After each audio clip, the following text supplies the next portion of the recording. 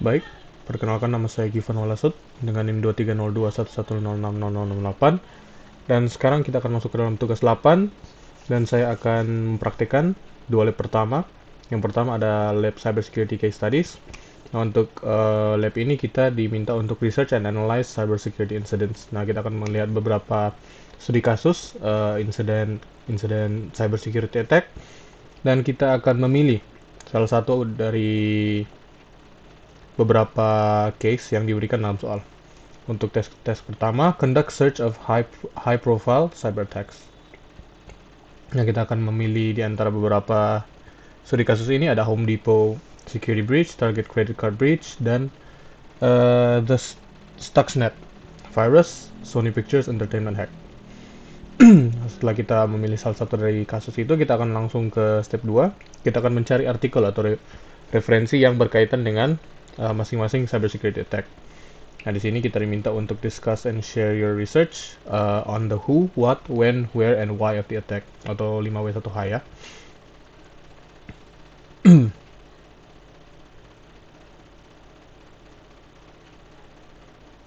Ya. Dan sekarang kita akan masuk ke dalam tes 2, write an analysis of a cyber attack.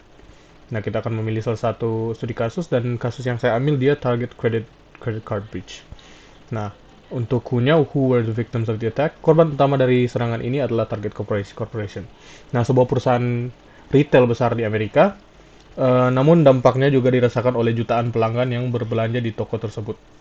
Sekitar 40 juta pelanggan mengalami kebocoran data kartu kredit dan kartu debit. Sementara sekitar 70 juta pelanggan lainnya kehilangan informasi pribadi seperti nama, alamat, nomor telepon, dan alamat email. Selain itu, berbagai bank dan lembaga keuangan juga terdampak karena harus mengganti kartu pembayaran yang telah dikompromikan. What technologies and tools were used in the attack? Pelaku serangan menggunakan kredensial yang dicuri dari perusahaan pihak ketiga yang menyediakan layanan HVAC, heating, ventilation, and air conditioning untuk target. Setelah berhasil masuk ke jaringan perusahaan, mereka memasang malware bernama Black Box pada sistem point of sale atau POS. Malware ini digunakan untuk mencuri data kartu pembayaran yang sedang diproses pada mesin kasir. Selain itu, pelaku juga menggunakan teknik intrusi jaringan dan alat transfer data untuk mengirimkan informasi yang dicuri ke server eksternal yang mereka kendalikan. When did the attack happen within the network? Serangan ini terjadi pada akhir tahun 2013. Pelaku diperkirakan memperoleh akses ke jaringan target beberapa minggu sebelum data pelanggan mulai dicuri. Malware mulai aktif pada bulan November 2013 dan terus beroperasi hingga Desember 2013. Nah, selama periode tersebut, data pelanggan berhasil dikumpulkan dan dikirim keluar dari jaringan perusahaan sebelum akhirnya serangan diketahui dan diumumkan kepada publik pada tanggal 19 Desember tahun 2013. What systems were targeted? Target utama serangan ini adalah sistem point of sale atau sistem POS yang digunakan untuk memproses transaksi pembayaran pelanggan di toko-toko target. Selain itu, jaringan internal perusahaan yang terhubung dengan sistem pembayaran juga menjadi sasaran. Dengan mengakses sistem tersebut, pelaku dapat memperoleh informasi kartu pembayaran serta data pribadi pelanggan yang tersimpan dalam basis data perusahaan. What was the motivation of the attackers in this case, and what did they hope to achieve? Motivasi utama para penyerang adalah keuntungan finansial. Mereka berusaha mencuri data kartu kredit, kartu debit, dan informasi pribadi pelanggan untuk dijual di pasar gelap siber.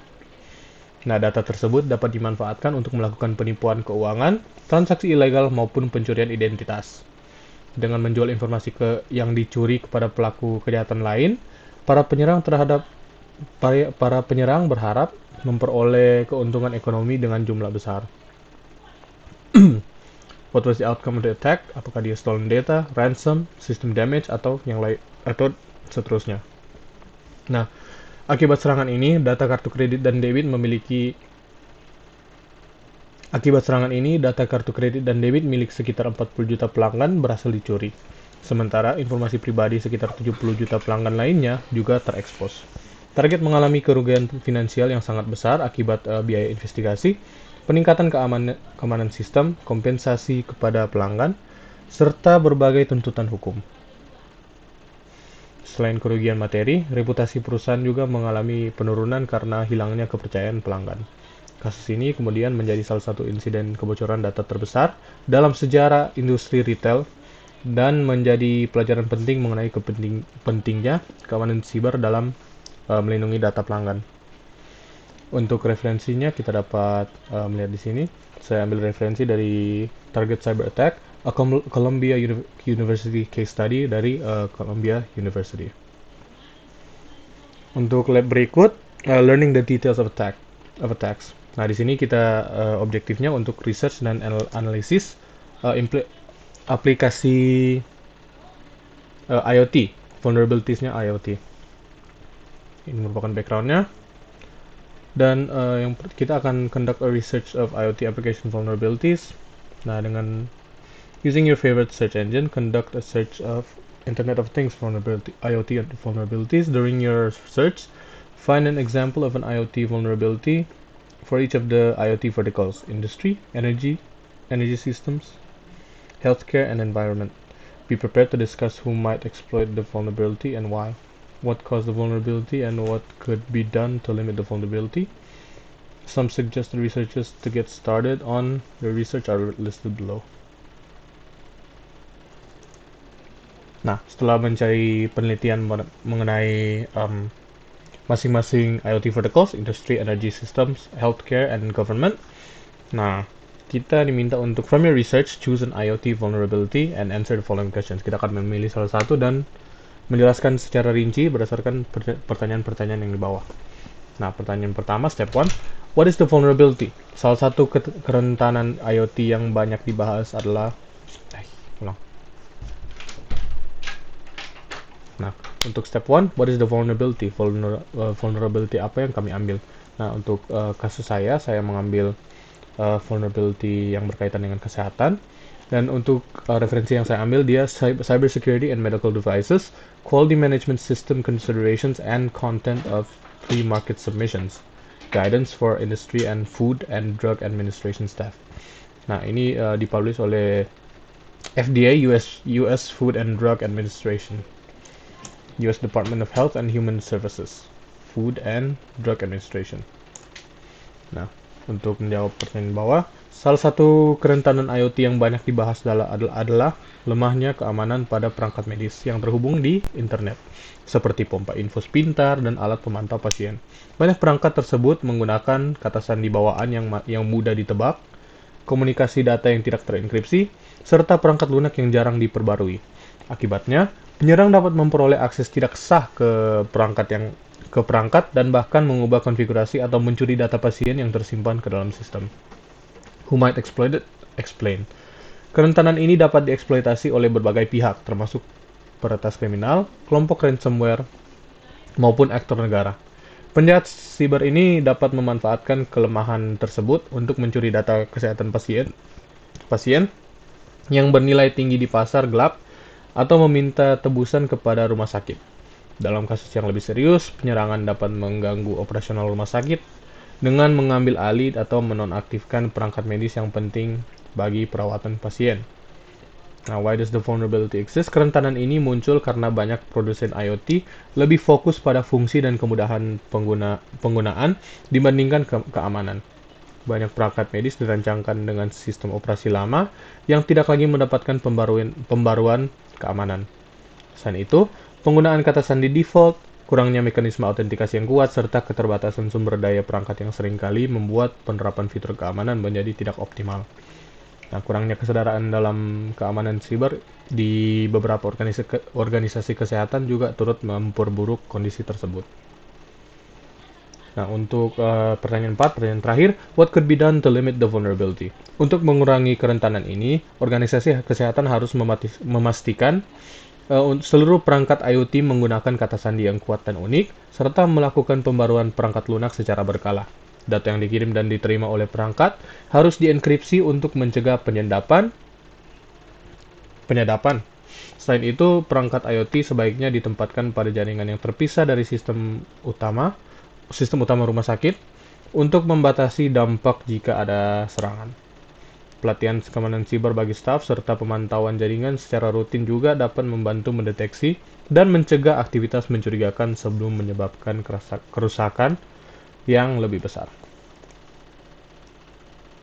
Perkenalkan, nama saya Benjio dan nomor 209-110-005 dan saat ini saya akan menjelaskan tentang tugas 8 di praktikum keamanan cyber di bagian lab visualizing the black hands.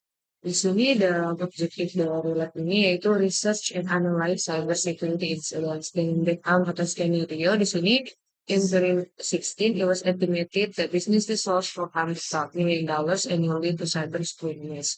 Governments, businesses, and individual users are increasingly the targets of cyber attacks and cybersecurity incidents are becoming more common.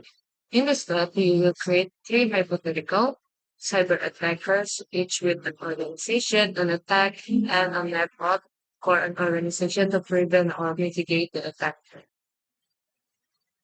Kemudian di sini kita masuk dalam S2. Di sini ada pertanyaan nulis data attackers. Dalam skenario di S2 ini saya mengambil skenario di phishing email scam yang dimana sini penyerangnya itu merupakan seorang cyber kriminal yang memanfaatkan teknik rekayasa sosial atau social engineering yang dimana dengan memanfaatkan teknik ini penyerang memperoleh informasi sensitif dari korban dan sehingga ini penyerang menyamar sebagai pihak yang dipercaya seperti bank atau administrator sistem tersebut. Jadi di sini sistemnya penyerang akan mengirimkan email dengan link email yang mirip dengan pihak-pihak yang terpercaya dengan mengirimkan link yang akan memperoleh informasi sensitif dari milik korban. Ini di sini what organization or group is the attacker associated with. Jadi di sini penyerang dapat berasal dari kejahatan cyber yang berfokus pada pencurian yang kredensial pengguna dan penyalahgunaan data untuk memperoleh keuntungan finansial. Dan di sini ada pertanyaan what is the motive of the attacker? Di sini motif pertama penyerang adalah memperoleh yang tidak sah akun korban yang tujuannya mencuri data penting, melakukan telepon dan mendapatkan keuntungan finansial dari informasi yang berhasil diperoleh.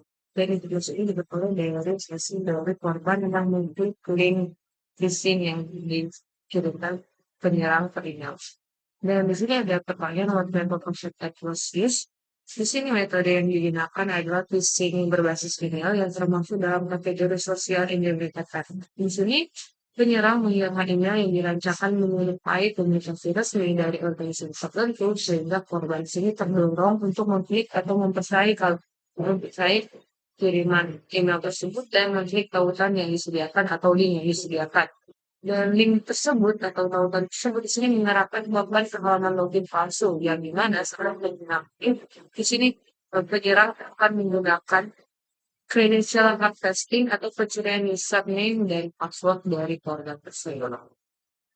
Kemudian di sini what was the target and vulnerability used against the business. Di sini target utama serangan adalah karyawan perusahaan yang mereka memiliki akses terhadap berbasis sistem internal yang di mana di sini kerentanan yang dimanfaatkan bukan hanya pada teknologi tetapi juga pada faktor manusia, yaitu rentannya security awareness di mana di sini pengguna dalam mengenali email phishing serta belum diterapkan mekanisme autentikasi tambahan seperti multi-factor authentication atau MFA. Dan pertanyaan yang terakhir di sini, how could this attack be prevented or mitigated? Di sini pencegahan yang dapat dilakukan itu melalui pelatihan kesadaran keamanan cyber secara berkala. Yang dimana di sini pengguna email itu melakukan filtering atau penerapan multi-factor authentication (MFA) dan juga serta simulasi phishing yang dimana ini untuk meningkatkan kemampuan pengguna dalam mengatasi serangan yang mencoba memanipulasi mereka.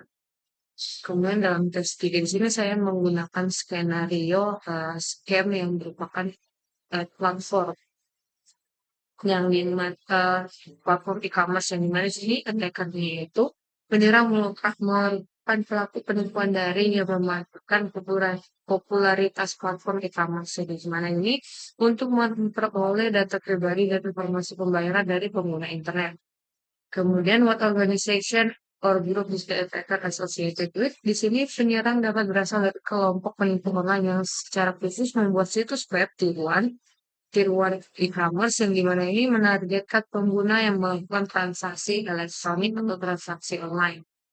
Di sini bagian C, what is the motive of the attacker? Di sini motif penyerang adalah memperoleh keuntungan finansial melalui pencurian data pelanggan, informasi kartu pembayaran pelanggan, dan maupun identitas digital korban yang kemudian dapat digunakan untuk aktivitas ilegal lainnya. Kemudian what method of attack was used? Di sini metode yang digunakan adalah website spoofing yang dikombinasi dengan social engineering. Yang dimana sih menyerang berbagai situs web yang memiliki tampilan yang sangat mirip dengan e-commerce asli. Yang dimana di sini korban mungkin tidak akan menyadari bahwa mereka sedang berinteraksi dengan situs atau website yang palsu. Dan ketika korban memasuki informasi pribadi, data tersebut akan tersimpan pada penyerang pada server yang dikendalikan oleh Titan. Dan di sini ada pertanyaan juga, what was the target and a vulnerability used against the business? Di sini target serangan adalah pengguna yang melakukan transaksi online. Yang dimana di sini kerentanan yang dimanfaat adalah kurangnya verifikasi terhadap keaslian website atau ketidaktelitian dalam memeriksa URL atau alamat lengkap situs atau websitenya. Yang dimana di sini akan mengakibatkan kesalahan ini saat kita mengunjungi website yang kemungkinan agak mirip dengan website yang asli. Juga di sini serta rendahnya pemahaman pengguna mengenai indikator keamanan website seperti HTTPS dan sertifikat digital. Kemudian pertanyaan terakhir, how could this attack be prevented and mitigated? Ini mitigasi yang dapat dilakukan dengan meningkatkan literasi keamanan digital pengguna. Jadi dengan skill literasi dari pengguna, kita bisa dengan teliti memeriksa apakah alamat website ini atau URL-nya memang betul official atau memang ini yang tiruan. Dan di sini juga memastikan penggunaan HTTPS pada website resmi dan menerapkan mekanisme validasi serta memberikan edukasi kepada pelanggan untuk selalu memeriksa alamat website sebelum melakukan transaksi. Kemudian kita masuk di task 4 di sini. Skenario yang saya gunakan di sini adalah skenario sosial media takeover. Yang dimana penyerang di sini merupakan peretas yang berfokus pada pengambil ahlian akun media sosial untuk memperoleh akses terhadap informasi pribadi maupun jaringan pertemanan sang korban. Kemudian what organization or group is associated with? Jadi di sini penyerang biasanya berasal dari kelompok kegiatan cyber yang melakukan account hijacking dan memanfaatkan akun yang berhasil diambil alih untuk melakukan penipuan atau penyebaran informasi palsu. Kemudian pertanyaan selanjutnya, what is the motive of digital hack? Di sini motif utama penyerang adalah memperoleh finansial dan menyalahgunakan identitas digital korban dan menggunakan akun yang beraktivitas sebagai sarana untuk melancarkan serangan terhadap pengguna yang lain, user yang lain. Kemudian what method of attack was used? Di sini metode yang digunakan adalah financial stuffing attack. Di penyerangan ini, di sini penyerang memanfaatkan kombinasi username dan password yang diperoleh dari kebocoran data sebelumnya yang kemudian mencobanya secara otomatis pada berbagai platform media sosial. Dan serangan ini sering berhasil apabila pengguna menggunakan password yang sama pada beberapa layanan yang berbeda atau beberapa aplikasi. Kemudian pertanyaan selanjutnya, what was the target and vulnerability used against the business? Jadi target serangan dari penyerangan ini adalah akun media sosial yang digunakan oleh individu maupun organisasi. Yang kerentanannya di sini dimanfaatkan meliputi penggunaan password yang lemah, penggunaan password yang sama pada banyak layanan, serta tidak diasiskannya fitur multi-factor authentication atau MFA. Dan kemudian how should this attack be prevented or mitigated? Di sini pencegahan dapat dilakukan dengan menerapkan password yang kuat dan unik pada setiap layanan. Dan kemudian menggunakan password manager, bukan multi-factor authentication atau MFA, dan serta melakukan pemantauan atas login yang mencurigakan secara berkala pada device masing-masing. Nah, saat ini kita masuk pada lab becoming independent. Objektif dari lab ini yaitu research and analyze what it takes to become a network dependent. Background dan skenario lab ini yaitu in our technology-centric world, as the world get more connected, it also get less safe. Cybersecurity is one of the fastest growing and in-demand professions. individuals in this field perform a wide variety of jobs, including but not limited to consultation, investigation, and problem management service to mitigate risk to both internal and external sources. And cybersecurity professionals are required to evaluate, design, and implement security plans, conduct in-depth fraud investigation, and perform security research and risk assessment and process solutions to conflict.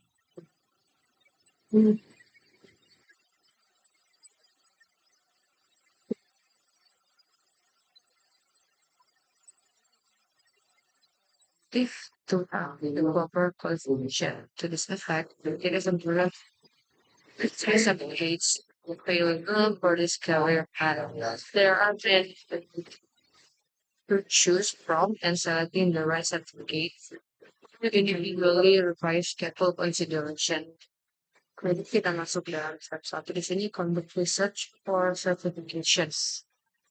Bagian A di sini using your favorite research engine conduct a search for most popular certificates are in terms of what people know, not necessarily what employers demand.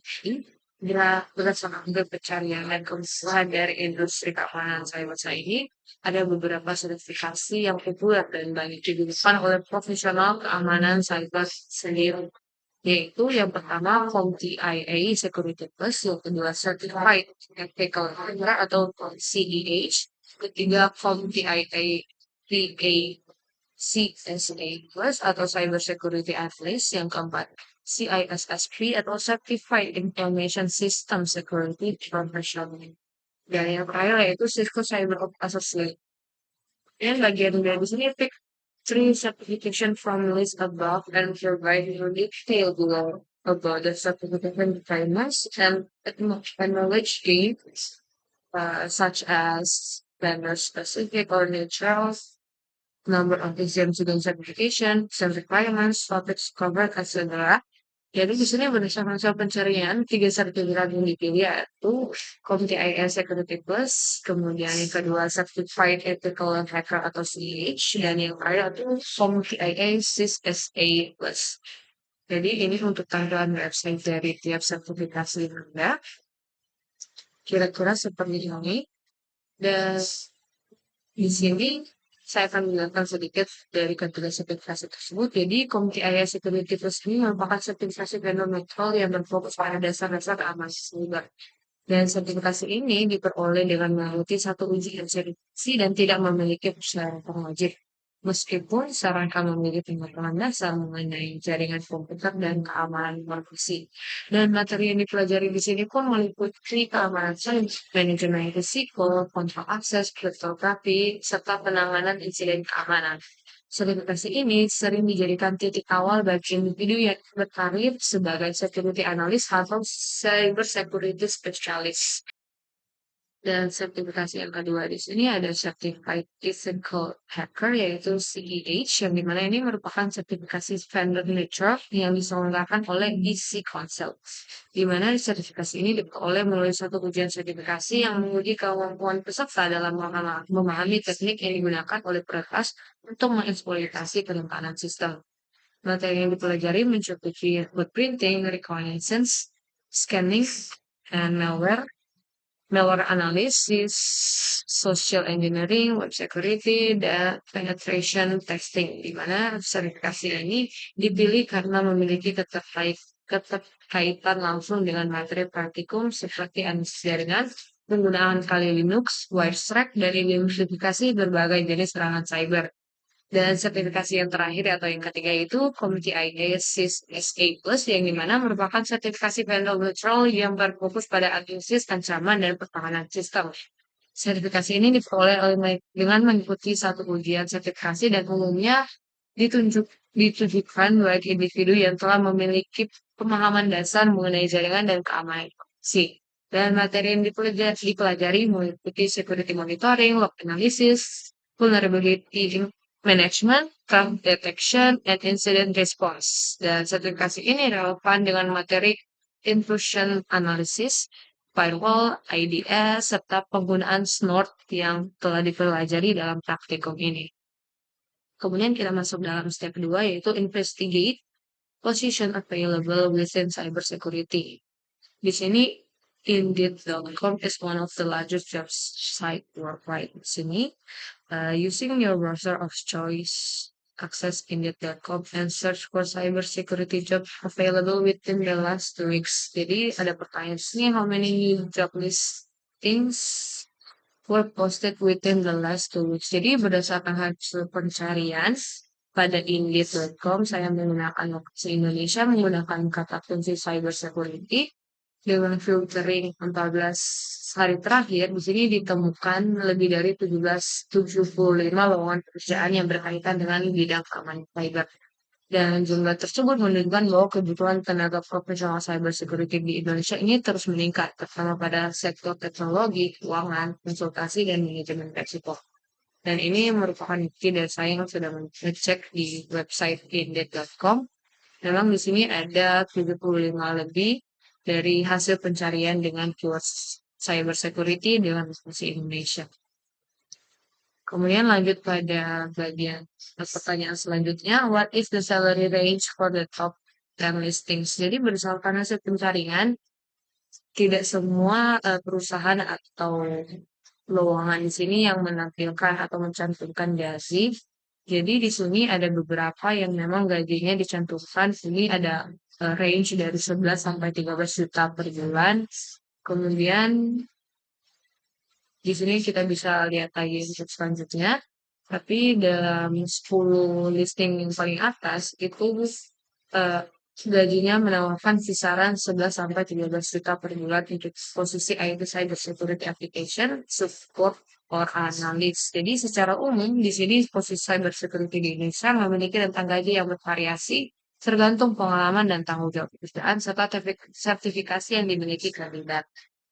Dan pertanyaan selanjutnya, what are the most common qualification required by employers? Di sini kualifikasi yang paling sering ditemukan pada lowongan cybersecurity di sini meliputi pendidikan di bidang teknologi informasi, sistem informasi atau ilmu komputer serta pemahaman mengenai keamanan jaringan, sistem operasi Linux dan Windows, serta manajemen resiko dan keamanan aplikasi dan kemampuan analisis dan pemecahan masalah. Yang di sini beberapa posisi juga mensyaratkan pengalaman menggunakan tools keamanan, contohnya seperti WatchSec, IDS atau IPS, firewall, vulnerability assessment tools, dan security monitoring system. Kemudian pertanyaan selanjutnya di sini, what industry certification are required by these employers? Di sini berdasarkan kebutuhan industri dan deskripsi beberapa posisi yang ditemukan dalam website ini, ada sertifikasi yang paling relevan dan sering direkomendasikan adalah CompTIA Security Plus, kemudian ada Certified Ethical Hacker, dan ada CompTIA CA Plus, kemudian ada Cisco Cyber Associate, dan yang terakhir CISSP, dan di mana di sini untuk posisi senior yang berhubungan dengan manajemen keamanan dan tata kelola risiko. Kemudian pertanyaan selanjutnya di sini, do any of certification match the ones listed on step 1A? Ya.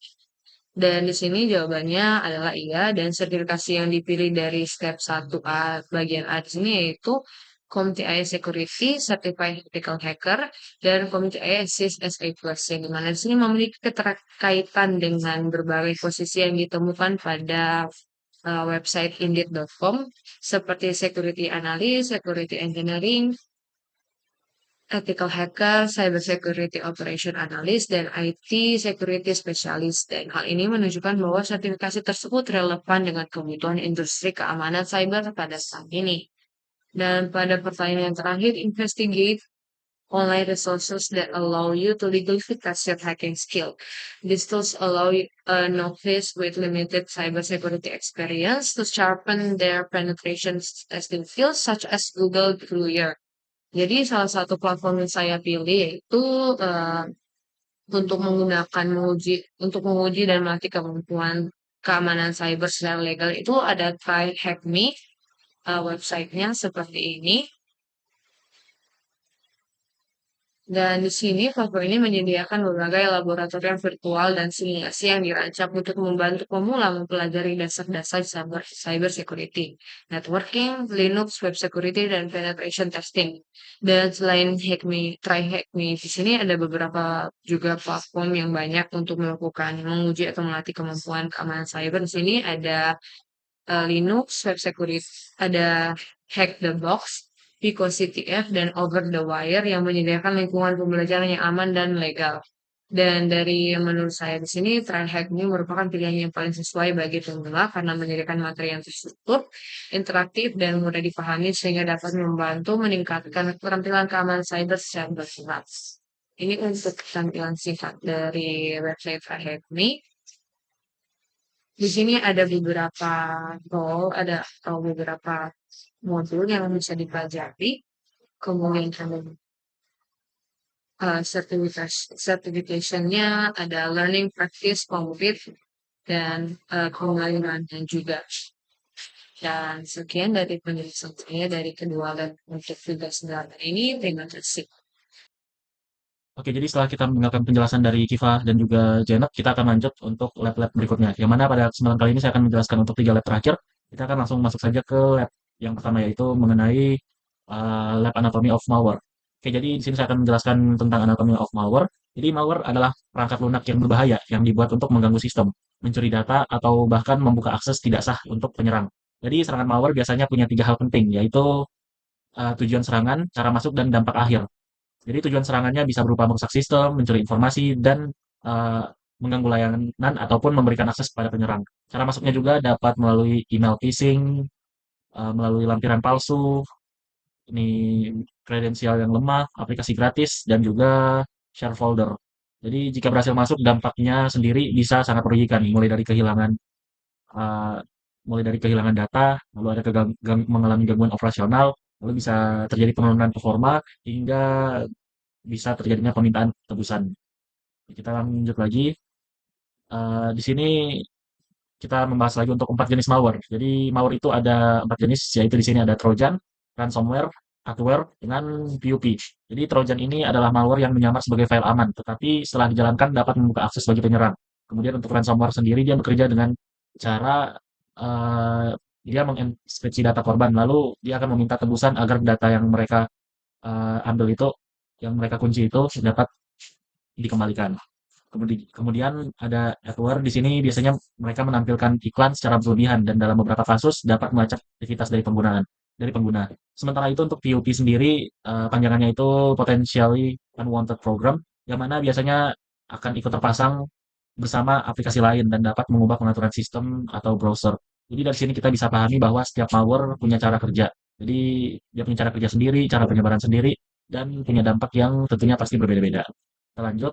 Jadi kita di sini akan coba berikan contoh malware yang ada. Contohnya di sini adanya Emotet. Jadi Emotet, eh, di sini saya menjelaskan Emotet karena penyebarannya sangat dekat dengan kebiasaan kita, yaitu kita sering membuka email dan lampiran. Jadi ya alurnya dimulai dari email phishing yang dibuat seolah-olah resmi. Setelah itu korban atau kita membuka lampiran dan menjalankan file berbahaya. Jadi ketika file tersebut aktif, sistem mulai terinfeksi. Jadi Emotet kemudian dapat menyebar ke jaringan melalui search folder atau perangkat lain yang terhubung. Jadi bahayanya Emotet ini tidak hanya mencuri data, tetapi juga dapat menjadi pintu masuk bagi malware lain yang lebih berbahaya. Lanjut. Jadi untuk mencegah malware ada beberapa langkah sederhana yang penting yang perlu kita lakukan. Yang pertama, kita harus memverifikasi email dan tidak membuka lampiran atau tautan yang menurut kita mencurigakan. Lalu kedua, perangkat kita harus dilindungi dengan antivirus atau perlindungan endpoint yang selalu diperbarui. Lalu ketiga, akses subfolder perlu kita batasi agar malware tidak mudah menyebar ke perangkat lain. Lalu keempat, kita juga harus melakukan backup data yang dilakukan secara berkala agar data tetap bisa dipulihkan jika terjadi infeksi pada perangkat kita. Lalu yang terakhir, penggunaan MFA atau autentifikasi berlapis yang mana sangat penting untuk melindungi akun dari akses tidak sah. Selanjutnya, kita masuk ke lab berikutnya, yaitu lab social engineering. Jadi berbeda dengan malware yang menyerang sistem secara teknis, social engineering lebih berfokus pada manipulasi manusia. Jadi target utamanya dari serangan ini bukan perangkat, tetapi keputusan dari manusia itu sendiri. Jadi penyerang biasanya membuat situasi yang terlihat mendesak, resmi, ataupun meyakinkan agar korban percaya. Contohnya itu kayak phishing. Contohnya kayak phishing, dan juga tailgating. Jadi intinya social engineering ini berhasil ketika korban tanpa sadar memberikan informasi, membuka tautan, memberikan password, atau bahkan memberikan akses kepada pihak yang tidak berwenang. Kita lanjut saja dulu. Oke, selanjutnya social engineering sendiri dibagi menjadi 3 jalur utama, yaitu elektronik, telepon, atau komunikasi langsung, dan juga fisik atau secara tatap muka. Jadi, kalau jalur elektronik ini contohnya adalah phishing, spear phishing, dan fake login page. Kalau jalur telepon atau komunikasi langsung contohnya adalah phishing, yaitu penyerang mengaku sebagai pihak IT, bank, atau staf internal untuk mendapatkan informasi. Lalu jalur fisik contohnya adalah targeting. Jadi, penyerang mengikuti orang yang mengikuti akses resmi untuk masuk ke area tertentu, atau dia berpura-pura menjadi teknisi atau kurir. Jadi ketiga jalur ini menunjukkan bahwa serangan tidak selalu melalui komputer, tapi juga bisa melalui interaksi manusia sehari-hari. Selanjutnya, alur serangan social engineering biasanya dimulai dari tahap riset. Jadi pada tahap ini penyerang mengumpulkan informasi terlebih dahulu tentang korban, misalnya nama, jabatan, tempat kerja, atau kebiasaan tertentu. Setelah itu penyerang akan membuat skenario yang meyakinkan, lalu menghubungkan korban melalui email, telepon, ataupun secara tatap muka. Jadi jika korban percaya, korban akan mengikuti arahan penyerang. Pada akhirnya penyerang bisa mendapatkan data atau akses yang diinginkan. Karena itu pencegahan adalah selalu memverifikasi identitas, tidak membagikan password, menggunakan MFA, lalu mengikuti pelatihan keamanan, dan juga melaporkan aktivitas jika ada yang mencurigakan. Lanjut, kita ke lab yang terakhir, yaitu lab incident handling. Jadi incident handling ini adalah proses terstruktur untuk menangani insiden keamanan melalui mulai dari mendeteksi, membatasi, membersihkan, memulihkan, sampai mengevaluasi kejadian. Ada 4 tahap utama dalam incident handling, yang mana di sini tahap pertama adalah preparation, yaitu menyiapkan kebijakan, backup, antivirus, dan prosedur darurat. Lalu tahap kedua adalah detection dan analis, yaitu mencari lingkup dan menemukan penyebab. Lalu tahap ketiga adalah containment, detection, and recovery. Jadi mereka menghentikan, jadi pada tahap ini kita menghentikan penyebaran, menghapus ancaman, dan memulihkan sistem. Lalu yang terakhir post incident activity. Jadi kita mengevaluasi akar masalah agar insiden serupa tidak terjadi lagi. Selanjutnya kita lihat di skenario pertama. Jadi ada sebuah perusahaan investasi kecil terkena worm yang menyebar melalui removal media dan Windows Share. Jadi worm tersebut juga memasang DDoS agent pada host yang sudah terinfeksi. Jadi pada tahap preparation, perusahaan perlu memastikan antivirus, backup, dan kebijakan penggunaan removable media sudah tersedia. Jadi pada tahap detection dan analis, tim harus mencari host yang pertama terinfeksi. Jadi pola penyebaran dan apakah ada peningkatan traffic jaringan pada tahap containment dan recovery. Jadi perangkat yang terinfeksi perlu diputus dari jaringan. Jadi share folder dapat dibatasi sementara. Malware dibersihkan lalu sistem dipulihkan. Setelah itu pada tahap post incident, organisasi perlu mengevaluasi penyebab utama infeksi dan memperbaiki prosedur keamanan. Kita coba masuk ke skenario kedua, yaitu unauthorized payroll access. Jadi pada skenario kedua ini terjadi dugaan akses tidak sah ke sistem payroll. Masalahnya adalah workstation administrator payroll ditinggalkan dalam keadaan tidak terkunci. Lalu ada orang tidak dikenal keluar dari ruangan tersebut. Jadi masalah inti dari kasus ini adalah kombinasi antara akses fisik dan sesi sistem yang masih terbuka, sehingga data sensitif berisiko untuk dilihat, diubah, atau bahkan disalin. Jadi analisis perlu dilakukan dengan memeriksa CCTV, audit log, ataupun aktivitas payroll, dan juga kemungkinan data yang dibuka atau diekspor.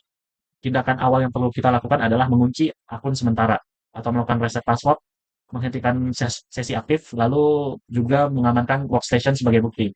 Perbaikannya adalah menerapkan auto lock, lalu memberikan MFA, lalu membatasi akses ruangan, dan juga tentu saja kita akan melakukan pelatihan agar pengguna selalu mengunci perangkat saat meninggalkan meja kerja. Meja kerja. Oke, jadi untuk lab 3 lab tersebut sudah terjawab semua dan juga sudah dijelaskan. Mungkin untuk modul ini cukup sampai di sini saja. Terima kasih.